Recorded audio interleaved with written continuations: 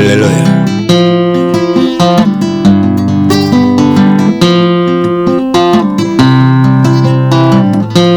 Awa miziki ezongi, buzoba mpe ezongi.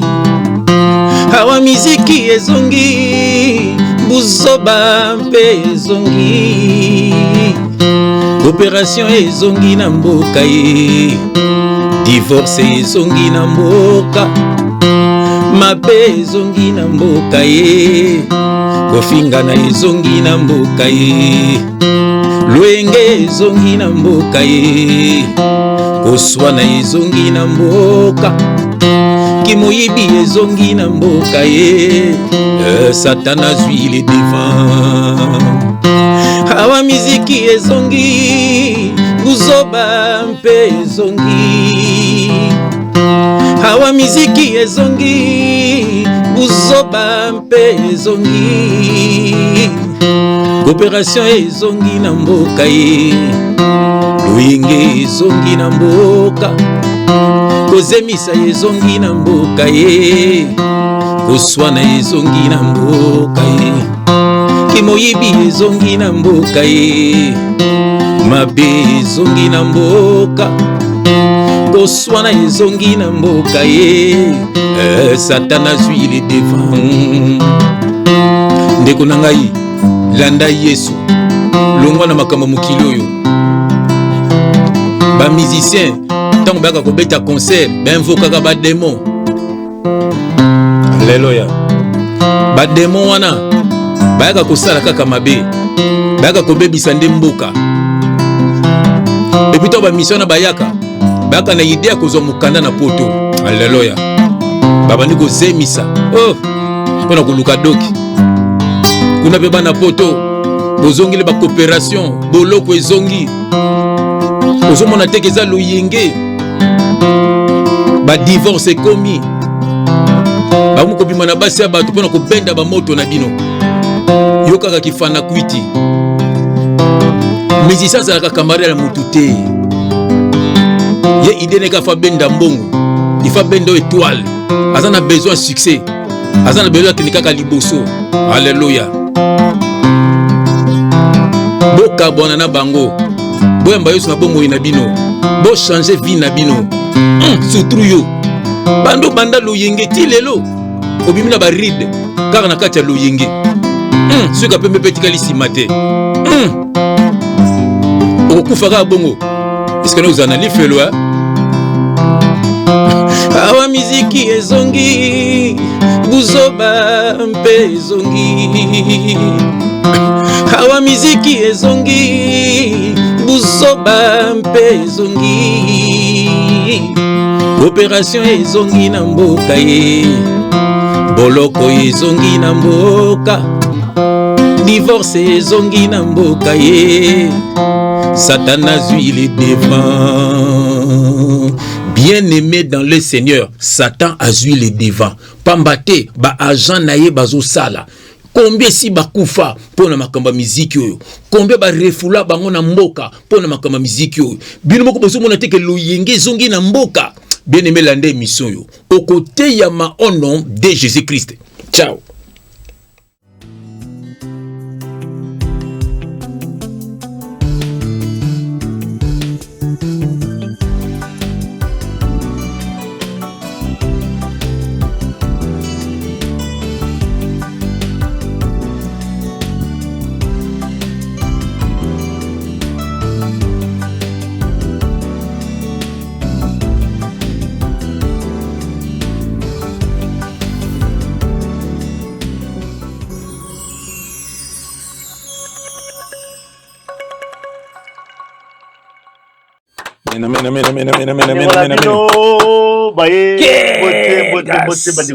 Amen. Voilà, biso ekoki oyo tokutaka la bino, voilà encore une fois. La bino lisusu dans la plateau la biso oyo bino bo mesana, donc voilà, donc encore une fois avec mon frère Quelle grâce. Encore une fois mbote bandi balandi comme tout le monde toujours on l'a dit émission bandeti na suka, voilà mon déjà nzembo. Amen. Je vous introduire en tout cas émission la biso lelo comme ça toujours là-bas termes des vidéos, si j'ai rébellé parce que tu as toujours tout varié un peu mon sujet. Amen, amen, amen. Ça va détroiter, mais d'autres rien dans mon sujet. Amen, amen. Pour développer la quatrième émission de sur le sujet, les besoins de sur c'est quoi l'évangile? Voilà, donc c'est quoi l'évangile? But d'ango is la nini, donc l'évangile les alignes. Frère, me rappelle qu'on développer par rapport à ces sujets. Ils ont considéré en tout cas balanzambe l'évangile. Il faut qu'on ait l'évangile, les alignes, tout ça, tout comprendre dans la quatrième émission de Bisso. Et puis deuxième sujet de Bisso, tout le sur la sorcellerie. Comment reconnaître un sorcier? Est-ce qu'il y a des signes comme ça extérieurs au rôle donc tout est là sorcier? Et bien tous allez comme ça la référence l'image moi sur là qui dans les réseaux sociaux la ndeko la France oyo akangaki moninga na yendoki. Pourquoi tout ça va passer à côté de la chambre moni moninga na ye ba geste mo assez bizarre azo bouger azo loba le côté alaki trop agité ba mo ba le bazandoki ba image sur là qui mais tout le monde quand même après ba on se sous image sous ba on se pardon qui va se tromper qui. Ah bon? Voilà, donc ça qui bon côté, ça n'a quitté tout ça, Walimbi, Sabango, tout ça, c'était une erreur, mais alors que bah tu vois une image, parce que tout le monde là on le lot pourquoi parce que ça n'a pas les mines na Kinshasa, bala libanda, comme ba chèque, ba misa ba ndoki, comme ça, bah on peut ba ndokité. Donc tu me rappelles que le blessure c'est sujet sur la sorcellerie. Comment reconnaître un sorcier? Et c'est vrai qu'on a souvent ce qui est vrai. Mais comment il faut qu'on reconnaisse pour ne pas faire la confusion? Pour ça, amalgame. Tu vois, il y a deux sujets. Troisième sujet, rapidement, pour le sur sujet. Donc, il y a sœur Eunice Manyanga, oh, Ayembaka, elle est chanteuse. La blouse, elle chante, tout le rôle, frère. On va commencer à carrer. Musicien. Ayembaka. Ndanga na ye abimaki na réseaux sociaux to monaki aye kolobaki donc voilà asenga seki Eunice azongi sa biloko apesaki ye to biloko wa moto aza nango ye muta pesa moto wana ayika pesa ko to genda no ya mari misamu kuna apesaki déjà ba bien so ki apesaki te apesaki ye te parce que respectaki ba nini te ba condition te azongi sa biloko na ye sinon te ma beza ko ya dans 3 mois mais curieusement jusqu'à tout le monde peut Eunice a lobé le côté ba porter peut plainte te faut salaire moi émission moi mais tout so est-ce qu'on peut croire na ba charlatan na ba prophète parce que comme belé hein est-ce que quoi ils a besté zanité fait yo lobé la moi mais tout so moi qui awa na répondre parce que bouillon na moi to ko bino ko ba rapidement nango troisième sujet que le sujet donc c'est monsieur Jean Koubal a épris le sujet oyo il y a polémique entre Fali na Gims il n'y a pas eu sur la grande musique et la petite musique tu vois une notion là après c'est quelque chose de plus la grande musique et la petite musique a défini entre grande musique et la musique opéra la musique classique il y a des normes moko boybeta ba normes moko ba petite musique la musique comme ça to beta pour ba rumba ba la petite musique mais je crois que ba ko songi la ye ba fingier ba critiquer tout ça il a fallu quelque chose comme ça frère pour beta opéra éviter on peut définir musique également. Est-ce que ça a raison grande musique ou petite musique tout la peu point de vue mais tout tu as peut dire opéra on fera pas un bête opéra qui est chose immense grande musique voilà donc et puis le cinquième sujet, il y a Souka, ils allaient à faire Charlie Prince. Donc, on va les réseaux sociaux, Betty, Gaulois, tout le monde, voilà, qu'il a quelque chose comme ça.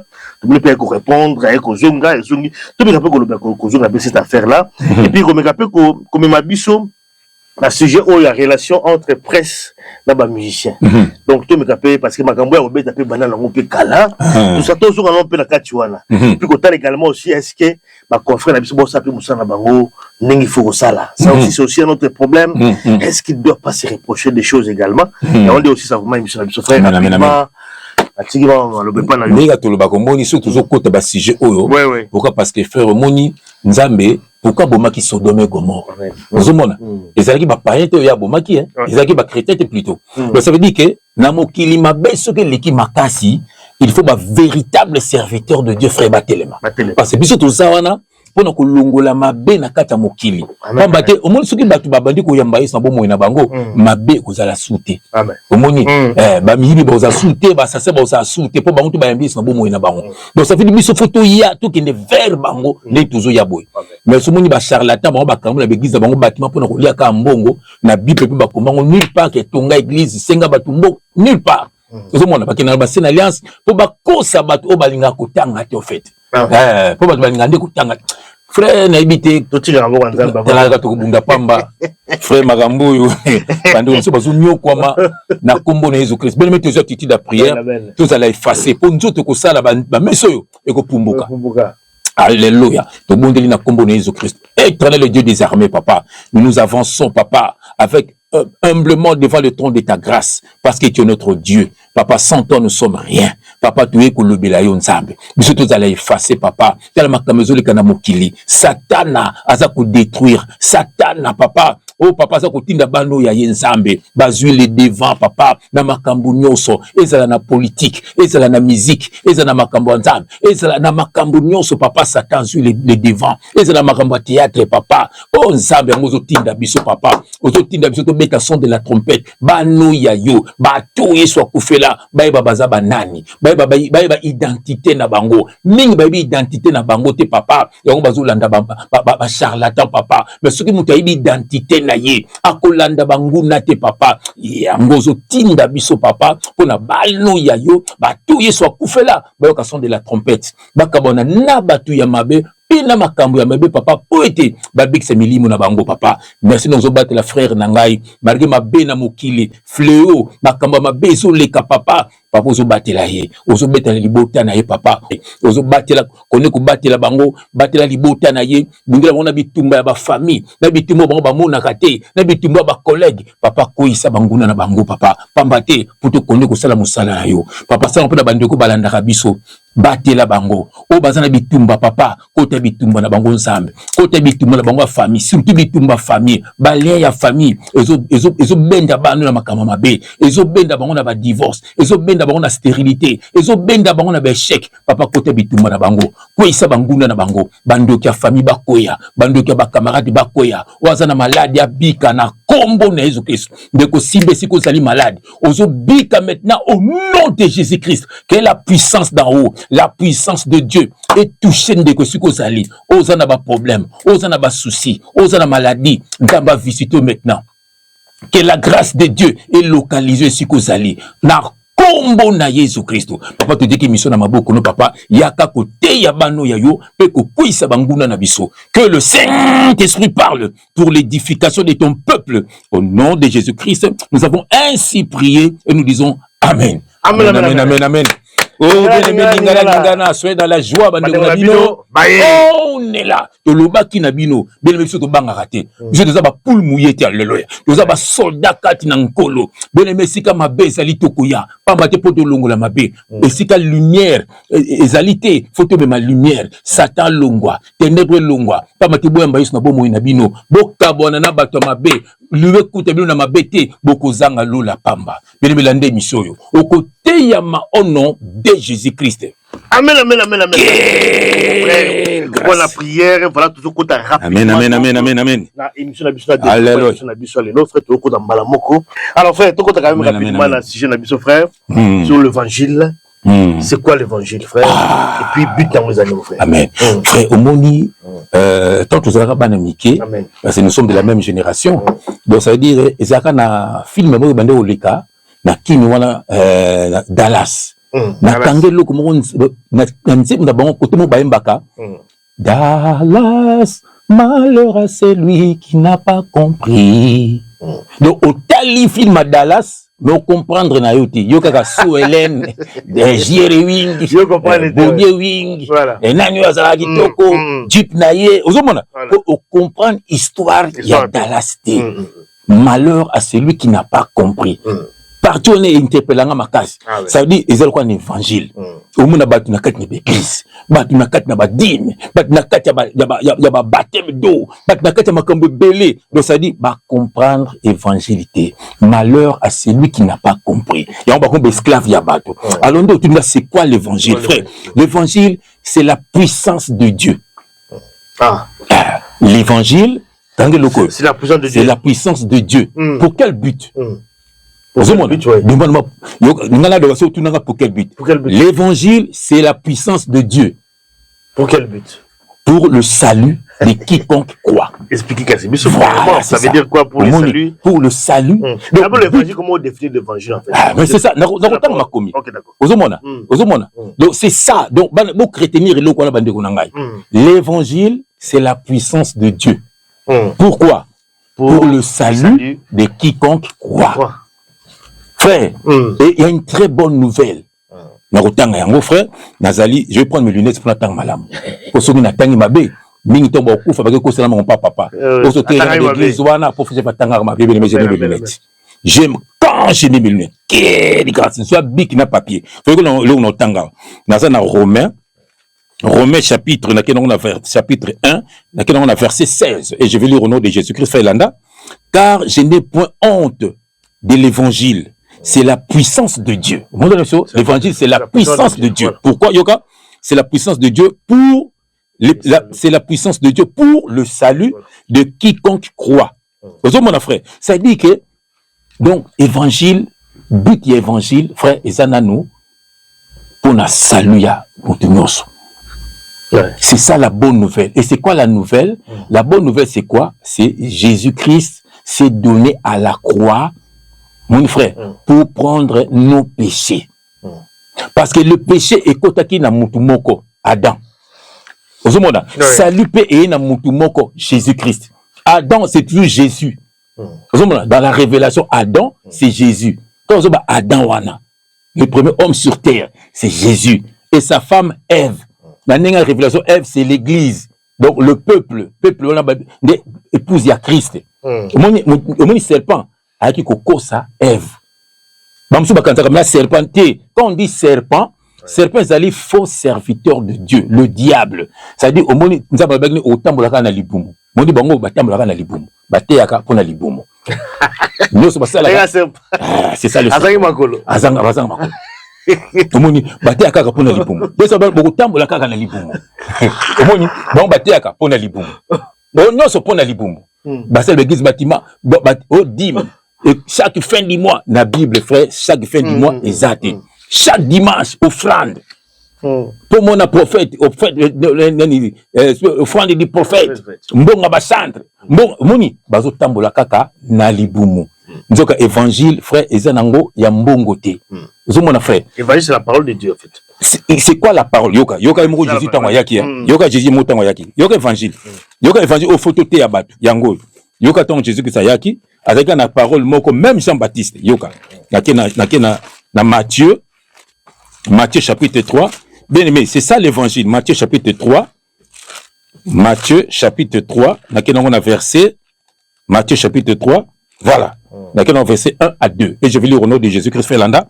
En ces temps-là, parut Jean-Baptiste, prêchant dans les déserts de Judée.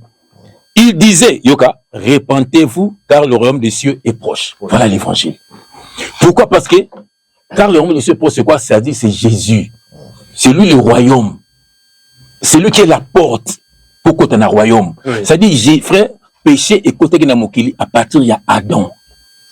Biso tout botami na ba péché Adam et la bébé yo to botami kolo wana azana péché adamique. Ozomona. Donc biso tout yango moni salut et yaki. Parce que salut frère ezanango gratuit. C'est lui qui croira sera sauvé avec sa famille. Faut me poser maintenant quoi en quoi? À l'œuvre de la croix. Parce que Jésus nous nous expliquer donc péché koti na Adam. Biso tout botami na péché wana péché adamique. Na tango kala il fallait que kene na temple bakozwa nyama bakoboma nyama souverain sacrificateur bakota nango na kati ya lieu très saint pour basa la sacrifice bakosopa bakila tout ça ça représentait Jésus-Christ. Et en autant Jésus-Christ avec Jean-Baptiste a dit voici l'agneau de Dieu qui ôte le péché du monde. Ozoso agnoté bakoboma so agnoté agneau wana sakufelo ne kolusu. Mon frère, c'est lui qui croira sera sauvé. C'est ça l'évangile. Au photo te ya yangoana. Au mon centre message c'est yangoana frère to na classe pani pour deux hommes élite. So aussi classe. Na âge ngana to ko sous classe. Bon, so ne batu bakenda église bâtiment banda ko kende. Azagi na 20 ans, akosi 30 ans, abalika akuna, akosi 50 ans, tina ba 70 kufa na ba donc est-ce que donc nous comprendre ma mbete c'est pas ça l'évangile. Il y a Jésus a quand même na nditiliwa avec un 12 disciples. Par rapport à l'évangile, ce montou à comprendre l'évangile. Oui. Aller sur la maboko ya pasteur. Il faut le babima qui abima. Mais tu sais ça, au comprendre, c'est lui qui croira sera sauvé. Surtout on croit, qu'est-ce que tu vas faire après? Mais c'est au comment sauver. Jésus a Kotanina na Zaché. C'est ça qu'on a, je sais bien, le salut est entré dans ta maison. Zacha Toubeli, na osala batu mabe, kozo bambonga batu. Jésus a lui masumuna yo et limbisami. Le salut est entré dans ta maison. Je sais bien que ça veut dire a commis sauvé. Ça veut dire maintenant commis sauvé. Voilà. Quelle est peut-être la démarche à faire par la suite? Non, autant qu'on commis sauvé, frère, automatiquement tu es baptisé. C'est Jésus qui baptise. Jean-Baptiste a dit, moi je vous baptise d'eau. Mais celui qui viendra après moi, lui, il vous baptisera du feu et de l'Esprit Saint. Frère, Jésus a baptisé du feu. C'est quoi le feu? A brisé. T'as la lime à Kalanga, les sérieux, frère, lime à Kalanga. On a serre corps. J'ai fait tchoko, bloc matouille. Donc, Jésus-Christ a baptisé. Ça veut dire que non, baptême de feu a brisé. Pourquoi babi feu? Et ça, Yozal ko bende, bali qui sont na moto. C'est spirituel. Au moins, on a dégoût, il y a bloc zaina ngokala. Kindumbe sili, ba sorti miti les sili. Donc, au moins, il y a dégoût, ça veut dire baptiser yo. Au moins, on a pour ça ba camaradité. On a isolé. Donc, ça veut dire aussi du baptême. Après ce baptême du Saint-Esprit, après ce que mon santo, on est conduit par le Saint-Esprit. Frère, on a besoin de moutouté. Vous avez besoin de partager parole. Simplement, pour les autres qui n'ont pas de faut partager ta parole. Voilà. Prière, il faut prier. Papa ne fait pas de Bible dit ceux qui ont un problème, benga bandeko basambelela yo. Quand ça souvent là dit, frère, il faut que les Canada côté. C'est tout. Mais ça c'est que tu as chaque jour tu sambela makambo lukuta. Basali ngazana dadi wana zali wana bino bozala toujours na scène aye. Il y a commis Jésus, a commis Moïse, n'a peuple, et ça, image à Jésus. Moïse n'a peuple, parce que Moïse parlait en bégayant. Il fallait qu'Aaron a expliqué bégaiement Moïse n'a peuple. Et ça, image à Jésus-Christ, il parlait en parabole. Avec le Saint-Esprit vient, frère, je parle de la part du Seigneur. Nous ne prêchons pas les Écritures, mais nous prêchons ce qui est caché derrière les Écritures. Le Saint-Esprit, c'est l'image d'Aaron. C'est où Jésus a dit, mais le Saint-Esprit vous expliquera toutes ces choses. Ce Saint-Esprit va vous expliquer sur ma kambongo. Jésus est mon berger. Le bon berger, c'est Jésus. Biso tozaka frère, comme. Pasteur, prophète, c'est toi qui es le pasteur dans ta maison. C'est à toi de prêcher ta femme et tes enfants. Tika moyibi, tika lokuta, kosala mabete, avant la sambelaka, maman salaka boy. C'est tout, c'est ça l'évangile. C'est ça kosala mabete. Au moins frère Jeff, a s'appelle le papa nayo. Aucun jour que benga frère Jeff, JF. Non, moi tonton JF, papa Jeff, parce que papa le baki. C'est ça, moi dans kola, na kubanga nzambe, na respect, moi na fa so comme la classe, avant banda classe, tu pries. Tu as besoin d'andako, faut prier. Seigneur merci, tobima ki tozongi, ozongi sipso na kimia, tobengani ba démon so balandaka batu nzambe, bakuta na ndako na biso te. Makila ma Jésus Christ bomba biso, et bomba tous les rekwanda kuna biso, totiki reste journée na biso na maboko no. Grâce au Seigneur kozonga na ndako, salango pe na papa, na mama, bazonga pe na ndako, na benano bazongi te. Na kombo na Jésus Christ. Amen. Point barre. Aux en a connexion, babenga vie de prière. Avant Péolia, au Sambeli. Avant Olala, au Sambeli. C'est tout. C'est ça le but, l'évangile, frère. Aux en a besoin de moutouté. So, bangon de bakendera 10 ans, 20 ans, 30 ans. Esclavagisme. Donc, un message moussoussou. Message, frère. Message, l'évangile, la bonne nouvelle, ezali, Jésus-Christ, a zoa qui péché na biso, na croix. Et s'il oyo andimeli a bikisami yoka lo balobi awa yoka lo balobi awa natangelo mo mbangu na Galate awa zela natangelo mo mbangu na Galate zela frère na ngai parce que bazo kosa bato oto mona nza ba club d'amis Jésus-Christ azane kuna tes frères Jésus n'est pas là-bas voilà Galate mon frère na ngai. La bonne nouvelle, ezali Jésus-Christ a zoa qui péché na biso na croix. D'après 15e coco abotami déjà, 15e coco pas abotami, 15e coco. Quelle grâce! Yesu abaki je te multiplierai. Alléluia. Au mon frère, donc ça dit la bonne nouvelle ezanini Jésus-Christ a zoa qui péché na biso na croix. Bako souté, famille, lukuta. Ou comme na Yesu frère, aux autres dépendre de la famille la spirituellement. Au moins qu'on défendre la famille, qu'on dépendre de la famille en Zambé. Au moins aux autres païenté. Païen veut dire étranger dans la famille de Dieu. Yoka Le boté abatou évangile musu soyoka na Galates chapitre 1 verset 8. Je lis au nom de Jésus-Christ bien bolanda. Mais si nous-mêmes ce qui biso moko si un ange ata angelu moko sokaye si un ange du ciel annonçait un évangile s'écartant de celui que nous vous avons prêché, qu'il soit anathème. Ça veut dire qu'il soit exclu na milieu na bino. Donc mon azala na malédiction. Parce que l'évangile frère nangai na silisi nangai limbisa ngai na silisi nangai yoka verset suka na tanga elinga awa azana acte chapitre 3 bien mes verset hein. Voilà, acte chapitre 3 verset 19. Acte chapitre 3 frère na silisi acte chapitre 3 voilà verset 19. Je l'honneur de Jésus-Christ frère yoka. Repentez-vous donc et convertissez-vous pour que vos péchés soient effacés. C'est ça l'évangile, frère. Yango le côté à Batou. Batou va se repentir. Jean-Baptiste, il procède dans les déserts, il y a révélation. Ça veut dire il procède dans le vide. Il procède dans le vide. Le banabiso, oh yanza mais vous allez saisir. Et ça n'a pas de bâtiment. Ok, n'a 10 ans, 20 ans, 30 ans. So bâtiment Paul, Matthieu, Binanio, Abraham, et tel ou nanini. Yo et le kotolo la frère, et ça l'abandon du péché. D'accord. Car la Bible, la parole de Dieu déclare. Tous qui ont péché sont privés du royaume des cieux. On est bazana via masumu, so kufina via masumu okeli felo. Eza lango églisité, eza dimité, eza baptême doté, eza sainteté, eza ki musique na kat églisité. Alléluia, Dieu. Rien. Eza tika masumu ndo koti lola. Amen. Donc mi balé na croix, eza révélation. Omoni moko, tant on dit aujourd'hui toi et moi on sera au paradis. Abiki sami akende église nani, azoki baptême nani. Quand tu crois en Jésus-Christ, quand tu crois en l'œuvre de la croix, c'est ça l'évangile. C'est la puissance de Dieu pour le salut de quiconque croit. Amen. Voilà, premier sujet, l'évangile. C'est quoi l'évangile? Le but dans les années. Alors, rapidement, tout est quand même dans le sujet ticket Nabiso. Deuxième sujet, allez sur comment reconnaître un sorcier. Est-ce qu'il y a des signes comme ça extérieurs aux hôtels? Azali, sorcier, exemple, en tout cas, il y a une image dans les réseaux sociaux, il y a des déco, à mon avis, mon ingénieur dans la chambre, la position, c'est bizarre, tant à mon avis, azotoka, c'est comme ça, il perdu. Bah, mon gars, le Azali, Ndoki, Azali, sorcier. Et puis après, aussi, pardon, c'est trop pas qui. Frère, je crois que les cas où, comme on a tubélé, on va traiter Ndoki, sans preuve, tant que l'homme a BBC Ndoki. Frère, est-ce qu'on peut reconnaître comme ça un sorcier? Et puis, quels sont les signes qu'on peut couper pour identifier un sorcier? Il y a un moment qui est toujours un but évangile. C'est-à-dire, Moutou a yambi, c'est un beau mot, parce que nous sommes au temps de l'esprit. Donc, tout est spirituel. Et ça, c'est spirituel, c'est la parole. Donc, Jésus-Christ nous a baptisé, on a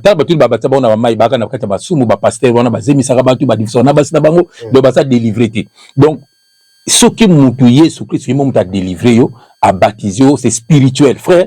Après, baptême de feu, à repérer ça, baptême du Saint-Esprit, ça veut dire appeler ce moulu moussant. Frère, là où il y a l'Esprit de Dieu, diable est à kouki, kouyate. Oui. Frère, attends que nanda ono berger moutou. Soka zana kindo kako, ki maye moko. Vous mon frère. Donc ça dit l'histoire frère Tanguy, je dis bonjour, Tanks Banks. Moba la maman Violaine, moi na matadi. Quelle grâce. Au moins frère Tanguy a tenu la vidéo wana. Là il dit papa, est-ce que c'est théâtre ou c'est réalité? Je peux chinga N'habitez frère. Ozomona, yopo soulevant lelo. Frère, omoni babiloko yo ozomona. Ça dit ndekwana c'est kassambe la répéter. Le no baba, azomona ba malchance ba mbongo na ezokende badini zok. Voilà. Pour assemble la raté. Na moni vidéo ngo c'est kassambe la frère.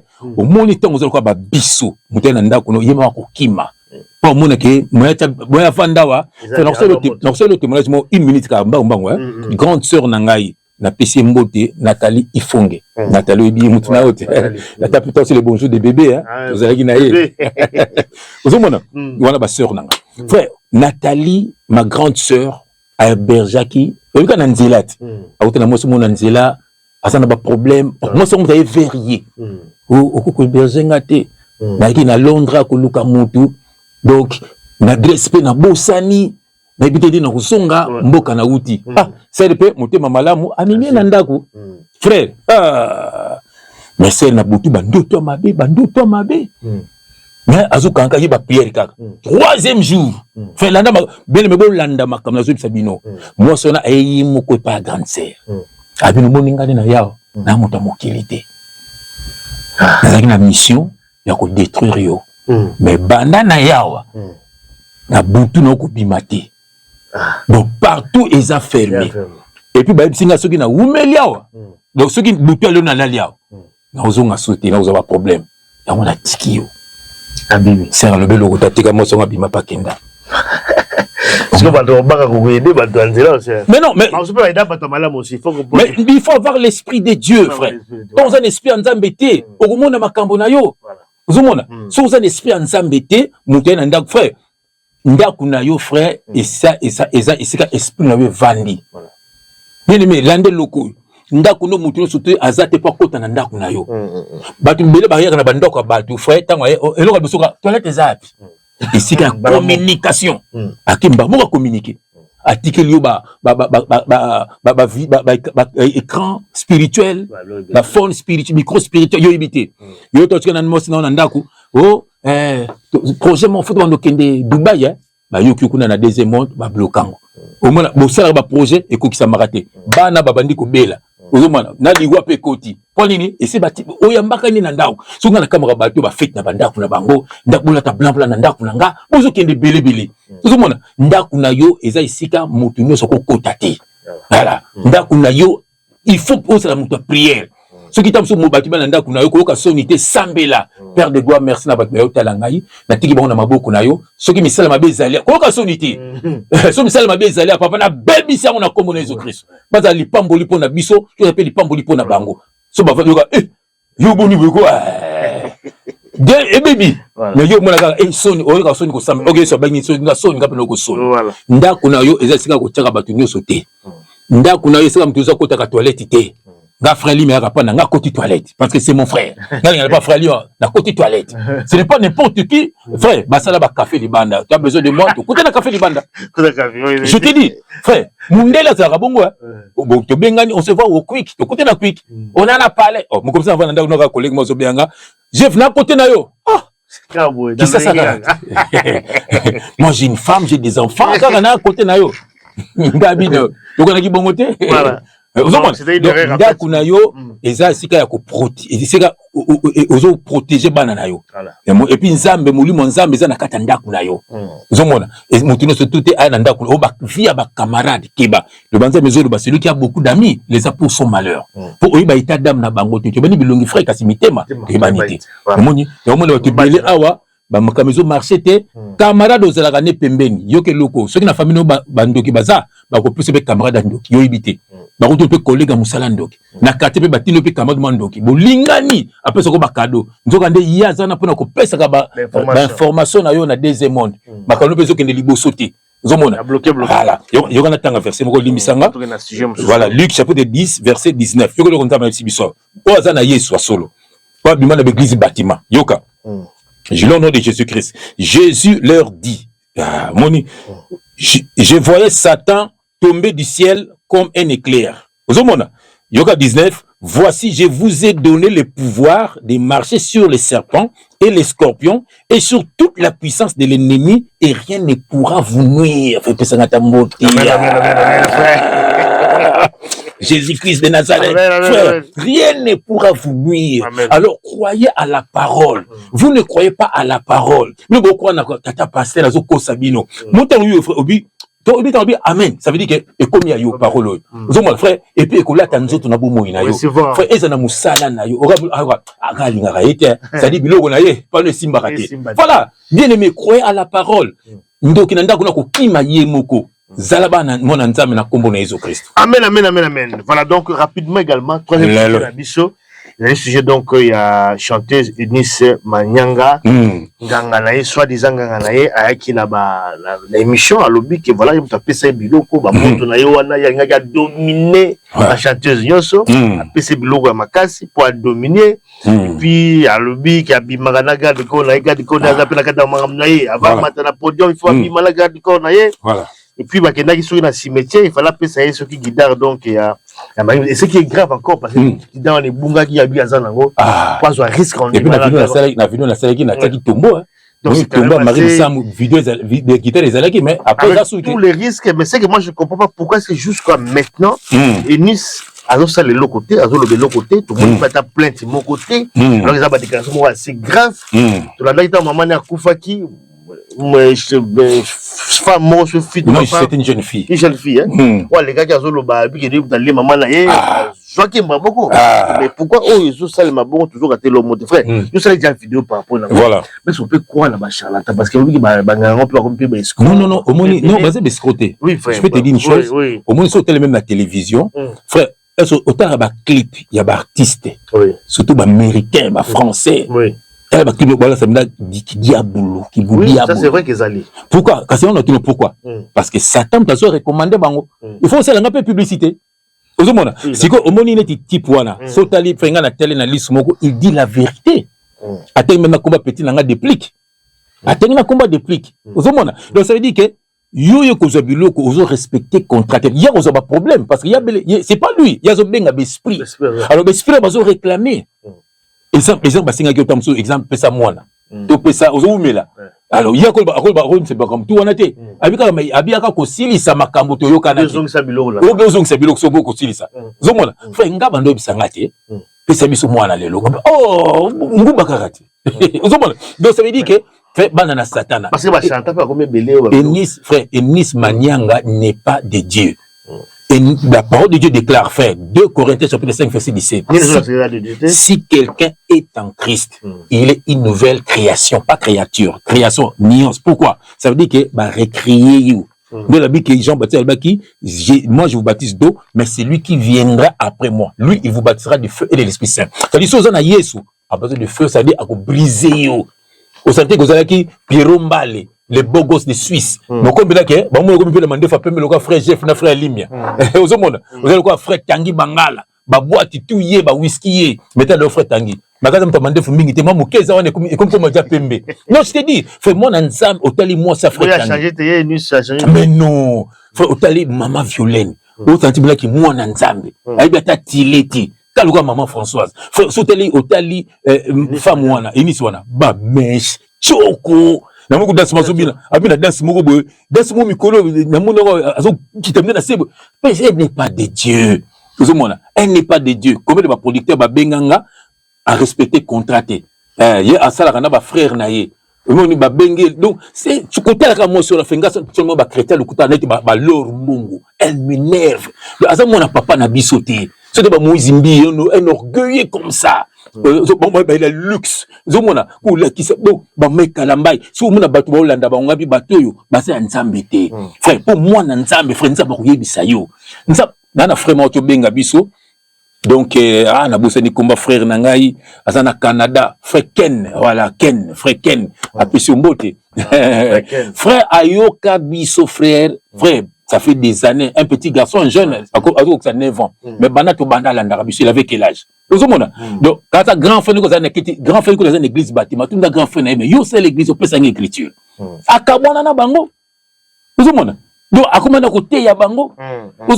Frère, moi, Nzambe, donc, à cause de la carte Makambo, Nzamba ko sulula na yo, frère.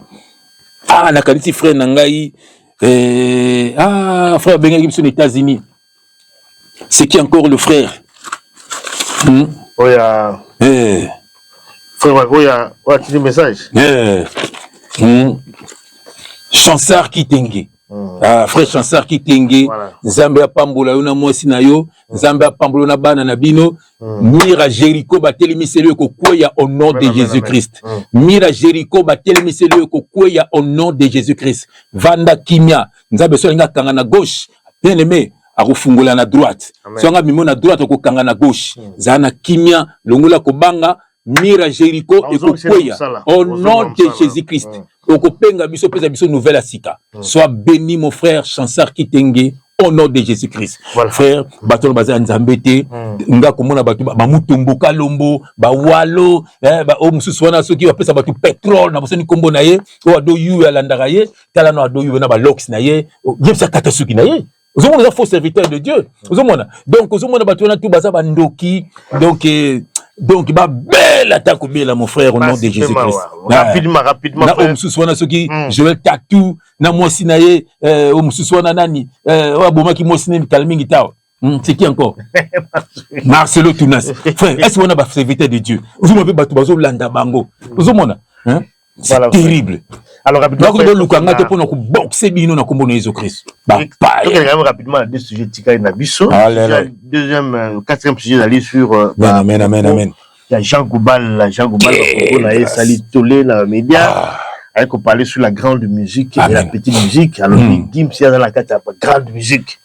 Donc, ce soir, tout va coller, tout va mettre dans la petite musique. Donc, après ces définitions, la grande musique. Voilà, donc, dans les musiques, Oyo, ils ont des normes, assez, voilà. Donc, et puis, ils ont il faut qu'on respecte tout ça. Et puis, il a parlé l'exemple, après, si, la musique, Oyo, il y a l'opéra, la musique classique, il y a la grande musique. Les restes, c'est la petite musique. Après, yo, compréhension des années, frère, au niveau, tu avant monsieur Banda, tu es bana musique ezongi, buzobi ezongi. Au moni, sauter batutu, bossa banalise la musique, ce sont des gens qui n'ont pas étudié.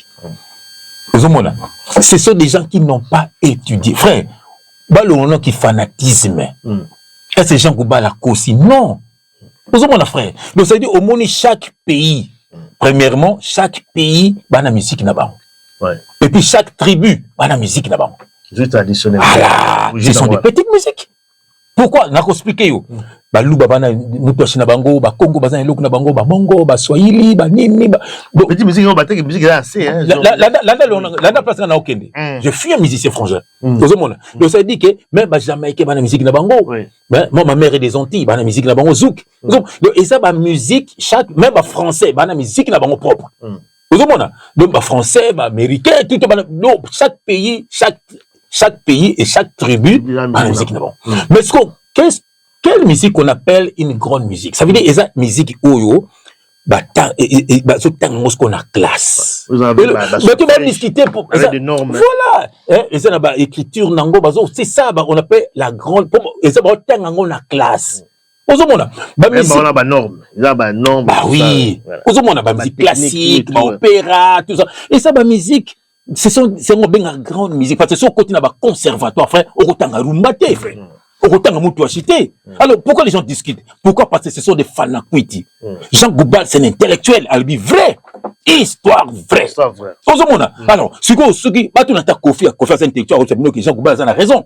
Sur la musique, et puis, tant que tu as petite musique, azo qui t'a bien noté. C'est-à-dire, pourquoi petite musique? Parce que par rapport, il y a l'opéra. Mon frère, par rapport, il y a la musique, parce que ça musique, bazo tangangonde na classe. Et puis, voilà. Et puis, ils allaient destiner la classe mauvaise à battre. Bah oui, c'est pas tout le monde qui peut faire ça. Puis, vous t'en l'avez sauté. Mais ce qui, frère, et puis, tout le monde, Jean Gouba, c'est l'opéra. Mais frère, au moins, moi, je suis ton frère. Moi, je suis ton frère. Et le bata frère nanga moko akomelanga bi nanga frère JF na tena ko voice sango abi ye amour ngane chanteur le kinga te na Congo selon lui. Quelle grâce ozomona frère omoninga ba kondana nga rapport tamso na quartier la terre na yemba kité na disque parce que nga na boyaka disque liboso nzamba boyaki bakanga na danseuse ya mibale ye mo ozobenga nga JF to na studio nzamba singa ko kendete ko sina longwaki po efaki amuna mama donc nga pone banante mona faki mama nanga kufa longa zana maman nanga bien. Alors mingo ba boma ba maman, ba papa, miso ba boma ba petit frère, miso ba boma ba sina bango, miso ba boma ba petit quartier. Ozomona même na maison bel ko lo ba kututé na bese ko lo ba kututé. Ozomona. Alors nga sikoyo donc maman nanga za. Ozomona na longwa nanga na boy nanga ko yemba na disque na bango. Mais so you mais boki nanga ko yoka ba rumba nga na betaka. Moko zo bi makala mingi te awa. Boko yoka chant. Ali me faire limaso te la bino opéra. Opéra. Jean Goubel a cité, Yoso Tembe, mais il y a opéra. Il y a opéra. Voilà. Pour ça, et ce n'est pas donné à tout le monde. Nous sommes à Congo, tu es à Madiata. Madiata. Voilà.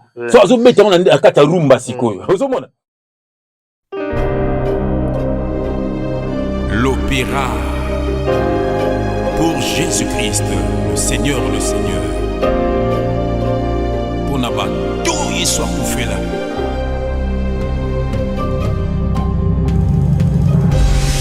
Jésus-Christ soigne-moi.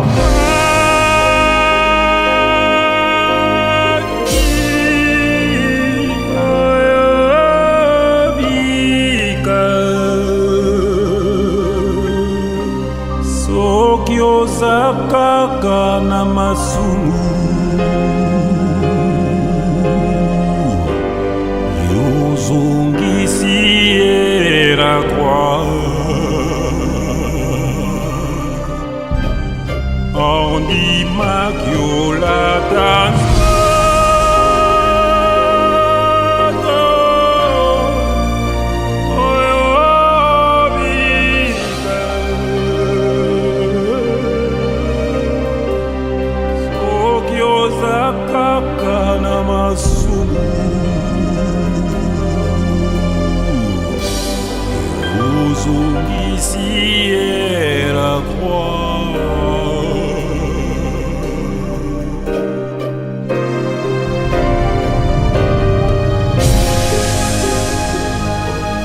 Jean chapitre 3 verset 16, la parole de Dieu déclare que Dieu a tant aimé le monde qu'il a donné son Fils unique afin que quiconque croit en lui ne croit pas à un homme mais en Jésus-Christ soit sauvé.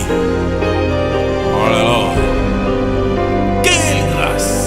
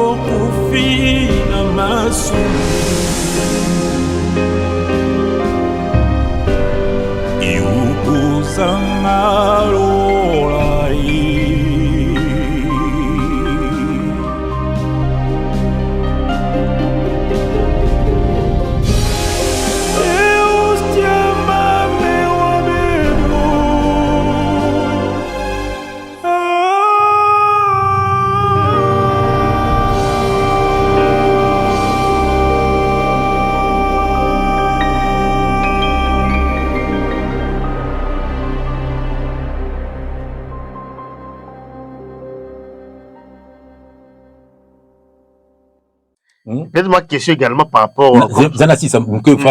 Mais Jean Goubert a l'habité que Fali a sa petit musicien. Il n'a pas dit ça. Voilà, Azul la musique. Et puis quand on la musique et puis dans Google peut comment grande musique et petite musique. Il fait le bas. Bah oui, tu n'as pas Jean Goubert a fini Falité. A fini papa m'a vient naé, ba taboulé ba ce sont de grands musiciens. Vous comprenez? Ba même rumba na milieu international. A beta une semaine ya rumba. Malgré sa petite musique, c'est à féliciter. Fallait azo même rumba na stade 2 fois, c'est à féliciter. Mais et sa petite musique, pourquoi? Parce que ba tanga kango na classique. Vous comprenez? Mututu na Congo ko la mokaka buba ayembi. Vous comprenez? Donc so ozaka na makila wana, oyemba non, mais pour un opéra au futanga. Rapidement, frère. Voilà. Batuna ba Ange Poutou, le maestro. Sous question, parce que tout ta minute, frère. Amen. Sous question, il y a Lobobo, à toute une question. Ah, Lobobo. Retour à la musique. Zéro fainéant. Retour à la musique, na poto. Quel est l'apport, n'est-ce pas, retour, là? À part Kofinga, rapidement, peut-être pas tout si ça peut la dernière question, il y a Charlie Prince. Retour, là, apport, là, il n'y a pas Kofinga. Mais, retour à la musique, na poto. Mais c'est l'immoralité. Voilà. Donc, immoralité comme Makasi. Fumola la télévision. Attends, Makambo, il y a Jean Koubal. Kofinga moto le la Jean Koubal. Est-ce que Jean Koubal a fini moto? Non. Après, c'est définition. Mais le coup, la falim tabeta rumba, gim sasala kema iloko moya pera, ale ba fanatique a fali nyonso ba warriors, ce sont des maudits. Ba comme Kofinga, Ozomona na bato fallait même na poto ba tata mikolo wana ba vétéran pe fali ba vétéran ba beta métier ba simba te fallait ressusciter bango ozomona allez bango pe bango mo finga Jean Goubal hein surtout Bendo ngana lo quand Bendo est intelligent donc Bendo mukolo et Bendo za mukolo Taka leki ne Paparos. Taka Paparos to pesi mo. Sois bien. Sois bien Paparos. Sois bien, sois bien za la soka sote. Ya za mudie akalata ozana biso. Sois bien. Ya ozana biso. Paparos. Kala kasko grand frère ne Bendoson. Mais yo kasko intelligence Bendoson makambozo bimisa. Ozomona entre ta Bendo frère mo Bendoson na akoma ko kota lelo makamba kisi doute. OK, ye moka beta li solo ndenge papa mbaya aya ayiba bango guitare yango kesi na bango basalaki et kufa na ba pompe miyaki. Pour papa mbaya baki bango guitare. Et puis comment ko sambela ayemba pe nzembu yeso yo ayemba nzembu tikotak tikotak yeso yo Bendo so bemba nzembu abi yeso aza nzamba belelo ko banga na yeso so pas comme pe sataniste ozomona donc ça veut dire il y a pas de monde zo finga Jean Goubal kalami ngitele kaki afinga ki marai donc attends pourquoi fallait mimi on a poto vraiment est-ce que Jean Goubal est-ce que Jean Goubal a fingi Fali c'est son petit il y a de musique le quoi Fali ça la casco rumba allez bon ba tribiongo Fali mais non Fali c'est un grand musicien Ferré c'est un grand musicien vous mon frère hein papa Wemba parle même pas Balita Bembo ya Gabi alinga biso mingi ya Gabi vena biso janana ba Gim ce sont des grands musiciens mais ce qu'on va le bel comme petite musique même Jean même musique comme Gim ça betaka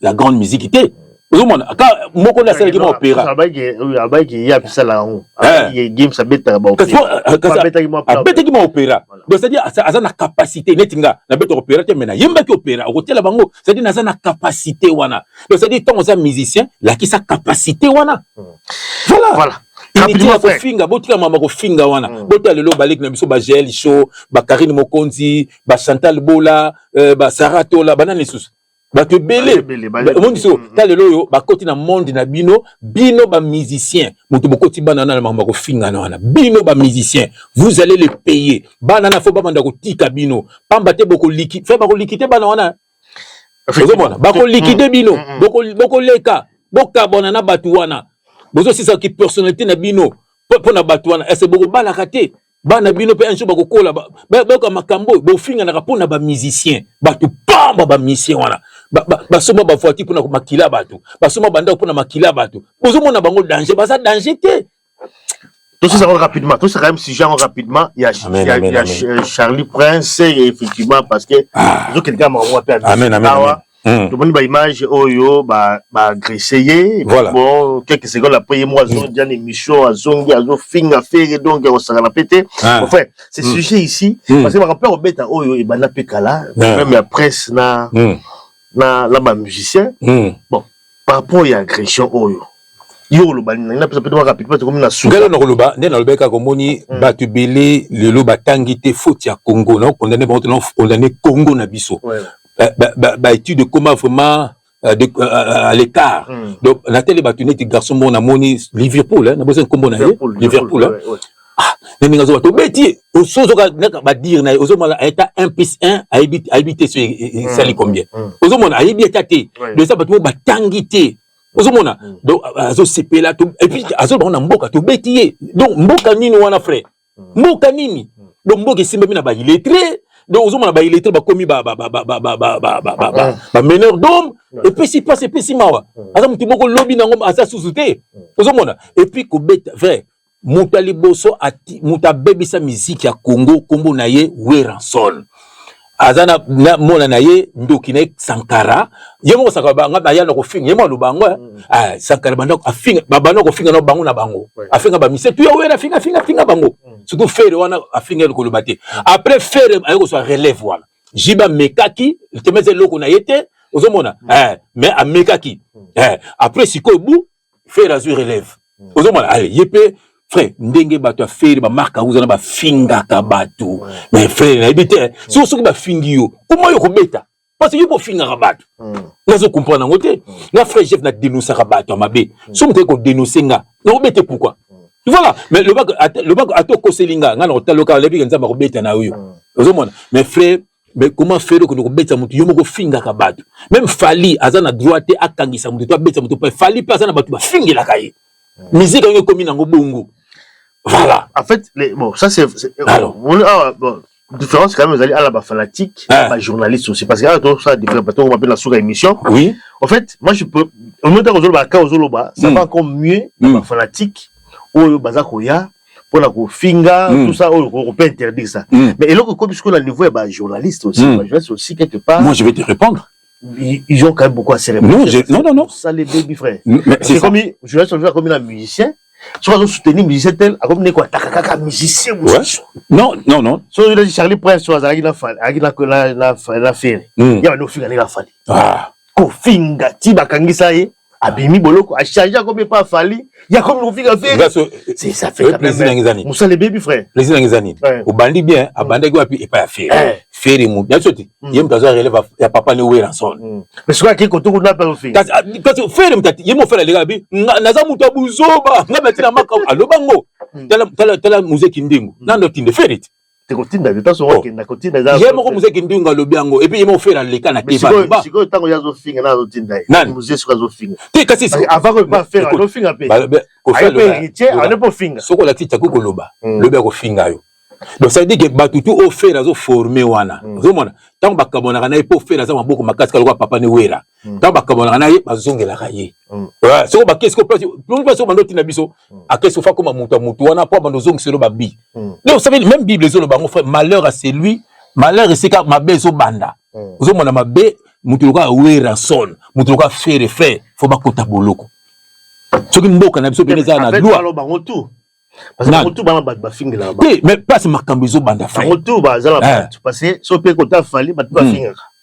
Mais quand voilà maître nani B52 a betaka nani na aéroport mais le bâti a betaka nani Nyamakor on sur Nyamakor ba bête na aéroport mais pas tout bah tu vois frère il me ça na ba tu vois ba Nyamakor même ngana ko betailler d'accord c'est-à-dire en fait frère de part et d'autre c'est même pas un impoli c'est un démon parce que moi et ba msuba lobaka donc non et ça peut na petit na voilà il y a l'autre défendre héritier donc ça dit que comme ça dit que ça dit bouzo ba moko ça dit généraliser na limbi ça frère na selo et ça peut na petit na ngabo un très bon chanteur mais sauter les longina un très beau garçon mais il se so fungule mu na ngata loba ça dit que en fait ça dit petit na ngamo ya yolo chéri ce qui finit na pesi kutu mbo finit na pesi mbote na linga ko mingi na zaki na sorti na ye na tona tona frère mais na tali ndenge garçon na zo finga mais au cas ça bon OK ça bloque pas bon chanteur en fait quand on a bita cité là ba confrère journaliste parce que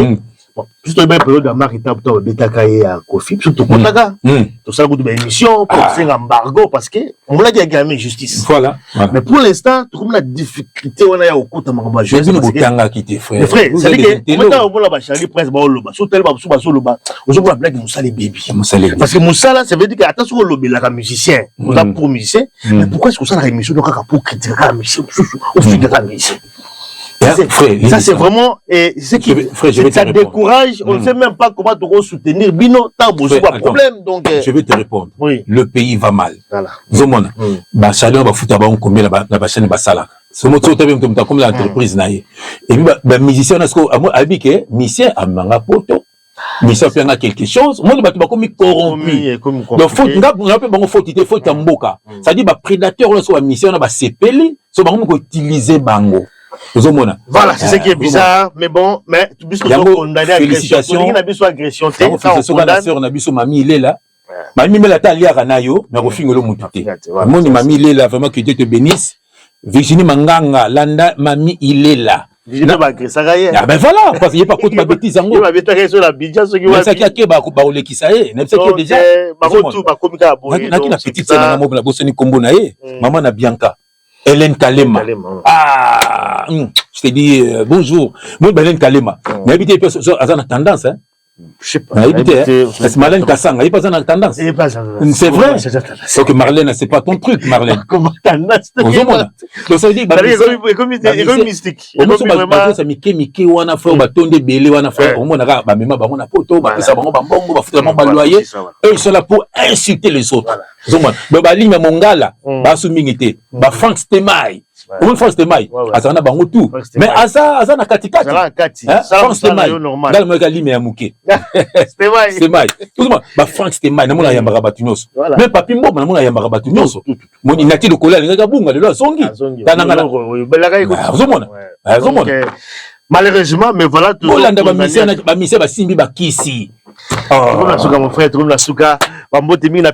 de Norvège, c'est terrible. L'honorable Alpha Bokole, Maître Toro Mukuna.